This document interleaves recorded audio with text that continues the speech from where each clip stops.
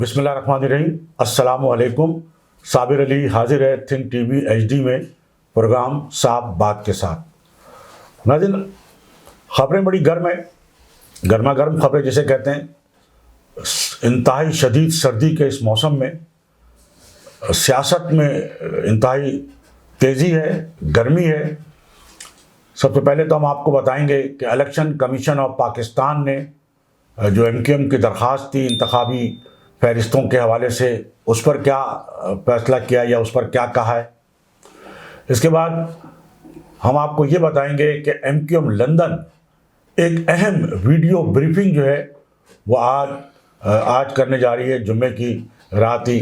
جو پاکستان کے وقت کے مطابق 8 بجے ہوگی. اس ویڈیو بریفنگ کی اہمیت اس لیے ہے کہ یہ ویڈیو بریفنگ جو مسلم لیگ نون ہے، جو ظاہر ہے کہ اس وقت برسر اقتدار جماعت ہے اور جس کے جو قائد ہیں نواز شریف صاحب، وہ ایک طویل عرصے سے لندن میں موجود ہیں. تو ایم کیو ایم لندن کی رابطہ کمیٹی جو ہے مسلم لیگ نون کے ایک رہنما نے، جو پچھلے دنوں ایم کیو ایم کے حوالے سے، الطاف حسین صاحب کے حوالے سے جو باتیں کی ہیں، جو الزامات لگائیں، جو بیہودہ الزامات جسے کہتے ہیں لگائے گئے ہیں، اس کو وہ بے نقاب کریں گے اس ویڈیو بریفنگ میں. اس طرح پہلی مرتبہ اس پورے عرصے میں،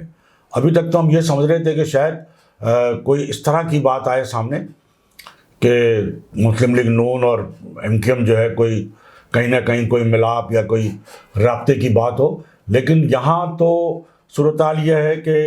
ایم کیو ایم مسلم لیگ نون جو ہے وہ ایم کیو ایم اور خاص طور پہ جو ایم کیو ایم لندن ہے اس کے خلاف زہر اگل رہی ہے اور غلط باتیں، پروپیگنڈا، بے بنیاد باتیں کر رہی ہے. تو اس کا جواب جو ہے وہ آج ایم کیو ایم کی لندن کی جو رابطہ کمیٹی وہ دے گی. تو یہ دوسرے ہم آپ کو بتائیں کہ جو گورنر سندھ کامران ٹیسوری ہیں، جو پچھلے دنوں بہت زیادہ سرگرم تھے، متحرک تھے دھڑوں کو ملانے کے حوالے سے، بیچ میں ان کی جو سرگرمیاں تھیں وہ کچھ ماند پڑ گئی تھیں اور وہ جو مورچہ تھا وہ خالد مقبول صدیقی نے اس حوالے سے سنبھال لیا تھا کہ وہ خود لوگوں تک جا رہے تھے. لیکن آج گورنر سندھ کامران ٹیسوری جو ہے وہ ایم کیو ایم حقیقی کے جو چیئرمین ہیں آفاق احمد صاحب، ان کی رہائش گاہ گئے. جبکہ آفاق احمد صاحب آپ کو پتہ ہے کہ بارہا کہتے رہے اور گزشتہ دنوں پریس کانفرنس میں بھی انہوں نے کہا کہ وہ جو دھڑوں کا ملاپ ہو رہا ہے اس کا وہ حصہ بننے والے نہیں ہیں. پھر کیوں گئے کامران ٹیسوری صاحب؟ تو یہ بھی ہم آپ کو بتاتے ہیں. اس کے بعد ہم آپ کو بتائیں گے جماعت اسلامی نے جو دھرنا دیا وزیر اعلیٰ ہاؤس، تو وہ دھرنا جو ہے وہ اس کی کیا صورتحال رہی اور پیپلز پارٹی نے یا سندھ حکومت نے اس حوالے سے کیا جو اسٹینڈ لیا. تو یہ ساری باتیں ہم آپ کو بتائیں گے. اور آپ سے گزارش ہے کہ آپ Think TV HD channel کو ضرور سبسکرائب کر لیں، تاکہ کراچی کے حوالے سے خاص طور پر جو اس وقت بڑی گہما گہمی ہے اور ہر لمحے کوئی ایک نئی خبر آ رہی ہے، تو وہ جو ہے آپ کو ہم کوشش کریں کہ اس سے ہم آپ کو آگاہ کرتے رہیں. تو ناظرین، سب سے پہلے آپ کو بتاتے چلیں کہ election commission of Pakistan chief election commissioner, انہوں نے ایم کیو ایم کی درخواست جو تھی انتخابی فہرستوں کے حوالے سے، اس پر انہوں نے نہ صرف یہ ہے کہ ایم کیو ایم کے وکیل پر برہمی کا اظہار بھی کیا کہ آپ پہلے کہاں سو رہے تھے، اور اب جب کہ الیکشن کا شیڈول جو ہے وہ اناؤنس ہو چکا ہے اور ساری تیاریاں ہیں، تو آپ جو ہے وہ انتخابی فہرستوں کے حوالے سے آ رہے ہیں. تو اس سے پہلے آپ نے جتنے الیکشن لڑے وہ کس فہرستوں پہ لڑے؟ اس وقت آپ نے کیوں انتخابی فہرستوں کا مسئلہ اٹھایا؟ تو جب آپ نے پچھلے الیکشن بھی لڑے انہی انتخابی فہرستوں پہ تب بھی لڑے. تو بہرحال اس حوالے سے chief election commissioner of Pakistan نے جو فیصلہ ہے وہ اپنا محفوظ کر لیا ہے. لیکن اندازہ یہی ہوتا ہے کہ ظاہر ہے کہ وہ کم از کم جو 15 جنوری کو جو بلدیاتی الیکشن ہو رہا ہے اس پہ کوئی اثر انداز نہیں ہوگا، اور الیکشن کمیشن یا چیف الیکشن کمشنر بھی اس بات کے لیے تیار ہیں کہ 15 جنوری کو بلدیاتی الیکشن ہونے. اچھا، ابھی تک جو غیر یقینی کی صورتحال تھی بلدیاتی الیکشن کے حوالے سے، اور ایم کیو ایم پاکستان بہادر آباد نے یہ ایک مہم شروع کی تھی، یہ مطالبہ لے کر وہ ایک احتجاجی ریلی نکالنے کا انہوں نے فیصلہ کیا کہ جی ایک تو یہ کہ نئی حلقہ بندیاں ہوں اور انتخابی فہرستیں جو ہیں وہ درست کی جائیں، حلقہ بندیاں درست کی جائیں، اور اصل جو ان کا جو ایک اندرون خانہ جو مطالبہ تھا، جس کو وہ متعدد بار کہہ بھی چکے ہیں کہ بلدیاتی الیکشن جو ہے وہ کسی طرح جو ہے وہ مؤخر ہو جائیں۔ تو پہلے تو پیپلز پارٹی بھی ان کے ساتھ تھی، حکومت سندھ نے الیکشن کمیشن کو متعدد بار خط بھی لکھا، لیکن اب ایسا لگتا ہے کہ پیپلز پارٹی جو ہے وہ بالکل تیار ہو چکی ہے۔ ہم نے پہلے بھی آپ کو بتا چکے ہیں کہ الیکشن کرانے ہی کرانے، اور پیپلز پارٹی جو ہے وہ ایم کیو ایم کی اس کمزور پوزیشن سے فائدہ اٹھانا چاہتی ہے۔ اچھا، ایک طرف تو ایم کیو ایم پاکستان یہ مہم چلا رہی تھی، اور وہ ظاہر ہے کہ 9 جنوری کو جو ہے وہ ایک احتجاج کرنے جا رہی ہے، اس میں اپنے ساتھ وہ چاہتی ہے کہ ساری سیاسی جماعتیں جو ہیں ان کو دعوت دے اور ان کو شریک ہو۔ گو کہ نہیں لگتا کہ کوئی سوائے جو ایم کیو ایم کے دھڑے ہیں، جن میں P S P, Farooq Sattar اور آفاق احمد، اور آفاق احمد بھی خود نہیں آئیں گے، اپنا ایک وفد بھیج دیں گے، کسی بھی غیر معروف جو ان کے لوگ ہیں، ظاہر ہے کوئی معروف نہیں ہے ان کے پاس تو اب، تو وہ کسی کو بھیج دیں گے کہ وہ شریک ہو جائے گا۔ مصطفیٰ کمال ضرور ظاہر شریک ہوں گے، کیونکہ وہ اب ایم کیو ایم سے مفاہمت چاہتے ہیں۔ فاروق ستار تو پہلے ہی جو ہے وہ ہر وقت مفاہمت کے لیے تیار ہے۔ تو باقی کوئی سیاسی جماعت وہ ایم کیو ایم کے احتجاج میں شریک ہونے کو تیار نہیں ہے، اور ایم کیو ایم ابھی تک جو ہے وہ ظاہر ہے کہ سوائے آفاق احمد، مصطفیٰ کمال کے علاوہ اور جماعت اسلامی کے علاوہ کسی سے نہیں ملی ہے۔ جماعت اسلامی نے انہیں انکار کر دیا ہے۔ تو یہ جو بلدیاتی الیکشن ہے 15 جنوری کو، کل جو جماعت اسلامی نے جو دھرنا کیا، جو ایک وہ احتجاجی ریلی لے کے گئے، پھر دھرنا کیا اور کام جائیں گے نہیں، لیکن بعد میں صوبائی وزیر بلدیات جو ہے وہ ناصر شاہ صاحب آئے اور انہوں نے ان کو یہ یقین دہانی کرا دی کہ نہیں جی بلدیاتی الیکشن ضرور ہوں گے، اس سے آپ بے فکر ہو جائیں۔ اور وہ ظاہر ہے کہ انہوں نے اپنا ایک احتجاج کرنا تھا اسی حوالے سے کہ جی ہمیں آپ یقین دہانی کرا دیں۔ آپ کے علم میں ہے کہ اس سے پہلے بھی جماعت اسلامی جو ہے وزیر اعلیٰ ہاؤس پہ دھرنا دے چکی ہے، اور اس وقت بھی ایک معاہدہ ہوا تھا سندھ حکومت سے جماعت اسلامی کا۔ جماعت اسلامی یہ کہنا ہے کہ اس معاہدے پر عمل نہیں کیا گیا، پیپلز پارٹی کہتی ہے کہ ہم نے عمل کر لیا ہے۔ بہرحال اس معاہدے کے بعد سے جماعت اسلامی نے اس پر کوئی اسٹینڈ نہیں لیا تھا، چونکہ اب الیکشن سر پر ہے تو جماعت اسلامی کو بھی ظاہر ہے کہ اپنی انتخابی مہم کسی نہ کسی انداز میں جاری رکھنی ہے، تو یہ دھرنا بھی اسی انتخابی مہم کا حصہ تھا۔ جس طرح ایم کیو ایم پاکستان بہادر آباد جو ہے وہ احتجاج کی جو کال دے رہی ہے، اور منڈے پیر کے روز جو ہے وہ احتجاجی الیکشن کمیشن کے باہر جو ہے وہ احتجاج کرے گی، تو یہ بھی ظاہر ہے کہ اس کا حصہ ہے۔ لیکن پیپلز پارٹی نے بلدیاتی الیکشن کی یقین دہانی بھی کرا دی ہے، الیکشن کمیشن بھی تیار ہے، اور پیپلز پارٹی نے بلدیاتی الیکشن کے لیے بھرپور تیاری شروع کر دی ہے۔ آج صوبائی وزیر محنت سعید غنی صاحب نے اپنے دیگر رہنماؤں کے ہمراہ پریس کانفرنس کی، نثار کھوڑوں نے میڈیا سے بات چیت کی تو انہوں نے بھرپور انداز میں یہی کہا، اور نثار کھوڑوں سے جب پوچھا گیا کہ ایم کیو ایم تو آپ کی اتحادی آپ کہتے ہیں، وہ تو احتجاج کر رہی ہے، اس نے کہا، نثار کھوڑوں نے کہا وہ ہمارے خلاف احتجاج نہیں کر رہی۔ یعنی آپ یہ دیکھیں کہ ایک طرف تو ایم کیو ایم پیپلز پارٹی کو نشانہ بناتی ہے، نثار کھوڑوں نے کہا نہیں ایم کیو ایم سے تو ہمارا اتحاد ہے، اور وہ احتجاج جو ہے ان کا وہ حکومت سندھ یا پیپلز پارٹی کے خلاف نہیں ہے بلکہ الیکشن کمیشن کے خلاف ہے۔ اور ناظرین آپ کو یہ بھی بتاتے چلیں کہ ایک جانب تو پیپلز پارٹی یہ کہتی ہے کہ جناب ہم کیا کر سکتے ہیں، ہم تو مجبور ہیں، بے بس ہے، الیکشن کمیشن کا کام ہے، وہ جانیں اور آپ جانیں۔ اور یہ بعض ذرائع بتاتے ہیں کہ دیکھیے جس طرح عمران خان صاحب نے الیکشن کمیشن آف پاکستان پہ مسلسل یہ الزام تراشی کر رہے ہیں کہ وہ نون لیگ کا الیکشن کمیشن آف پاکستان بن گیا ہے، وہ نون لیگ کے لیے کام کر رہا ہے جو مرکزی الیکشن کمیشن آف پاکستان ہے۔ اسی طرح سندھ الیکشن کمیشن میں بھی کہا جاتا ہے کہ پیپلز پارٹی کے حمایت یافتہ لوگ موجود ہیں جو پیپلز پارٹی کی اندرون خانہ ہدایات پر عمل کرتے ہیں اور ان کی مرضی سے چلتے ہیں۔ تو یہ بھی ذرائع بتاتے ہیں کہ ایک جانب تو پیپلز پارٹی ایم کیو ایم کو یہ کہتی ہے کہ ہمارا کیا تعلق ہے، الیکشن کمیشن کے پاس جائیں، ہم تو کچھ نہیں کر سکتے، لیکن جب وہ الیکشن کمیشن کے پاس جاتے ہیں تو پیچھے سے ان کو کہہ دیا جاتا ہے جو ان کے لوگ ہیں جو ان کی بات سنتے ہیں سندھ حکومت کی کہ جناب آپ ان کو ٹال مٹول کریں اور منع کر دیں۔ تو یہ بڑی دوہری جو ہے پالیسی چل رہی ہے، پیپلز پارٹی کا سندھ حکومت کا ڈبل گیم چل رہا ہے، اور اس میں کوئی شک نہیں ہے کہ ایک جانب تو عمران خان صاحب جو ہے الیکشن کمیشن آف پاکستان سے تحفظات کیا رکھتے ہیں، بلکہ وہ تو اس کے بلکہ کھل کے خلاف ہیں اس کے، اور وہ بھی ان کے خلاف مظاہرے کر چکے ہیں احتجاجی۔ دوسری جانب یہاں ایم کیو ایم جو مظاہرہ کر رہی ہے تو کہا جاتا ہے کہ الیکشن کمیشن کو جو ہے الیکشن کمیشن میں بعض لوگ ایسے ہیں جو پیپلز پارٹی اور سندھ حکومت کی مرضی اور ہدایت کے مطابق کام کر رہے ہیں. تو ناظرین یہ صورتحال ہے. لیکن اچھا سعید غنی صاحب جب پریس کانفرنس کر رہے تھے تو میڈیا کے نمائندوں نے ان سے ظاہر ہے کہ MQM کے احتجاج کے حوالے سے بھی سوال کیا. تو سعید غنی صاحب کا بھی یہی کہنا تھا کہ جناب ہمارا تو کوئی اس میں لینا دینا نہیں ہے, الیکشن کمیشن جانے اور MQM جانے, اور اب ظاہر ہے کہ ہم تو الیکشن کرائیں گے, ہم پر تو الیکشن کرانے کا دباؤ ہے اور ہم الیکشن سے فرار نہیں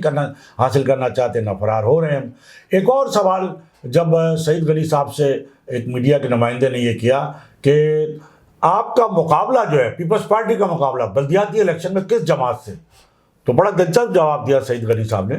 انہوں نے الٹا اس کو اس طرح کہا کہ دیکھیے جو ہم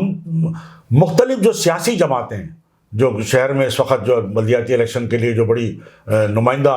یا سرگرم ہیں, ان میں MQM پاکستان بہادر آباد ہے اور جماعت اسلامی ہیں اور PTI, یہ 3 بڑی جماعتیں ہیں اور 2 اور ہیں. تو سعید غنی صاحب کا یہ کہنا تھا کہ ہر جماعت یہ کہتی ہے, جماعت اسلامی, MQM پاکستان بہادر آباد اور دیگر جماعتیں, ان کا یہ کہنا ہے کہ ہمارا مقابلہ پیپلز پارٹی سے. تو سعید غنی کا یہ کہنا ہے کہ جب 5 جماعتیں یہ کہہ رہی ہیں کہ ہمارا مقابلہ جو ہے پیپلز پارٹی تو اس کا مطلب پیپلز پارٹی بھاری ہے. تو ان کا کہنا ہے کہ اس کا مطلب ہے کہ پیپلز پارٹی سب پر بھاری ہے. دوسری ہم نے جو آپ کو ایک بات کی کہ MQM کی لندن رابطہ کمیٹی جو ہے وہ آج جو ہے بڑی اہم ایک ویڈیو بریفنگ کرنے جا رہی ہے, اور وہ ویڈیو بریفنگ جو ہے وہ مسلم لیگ نون کی جانب سے جو الزامات عائد کیے گئے MQM کے اوپر, لندن MQM اور قائد متحدہ پر, اس حوالے سے وہ مسلم لیگ نون کا کہتے ہیں کہ چہرہ جو ہے وہ بے نقاب کیا جائے گا. تو ایک بات ہم آپ کو یہاں ضرور کہیں گے کہ دیکھیے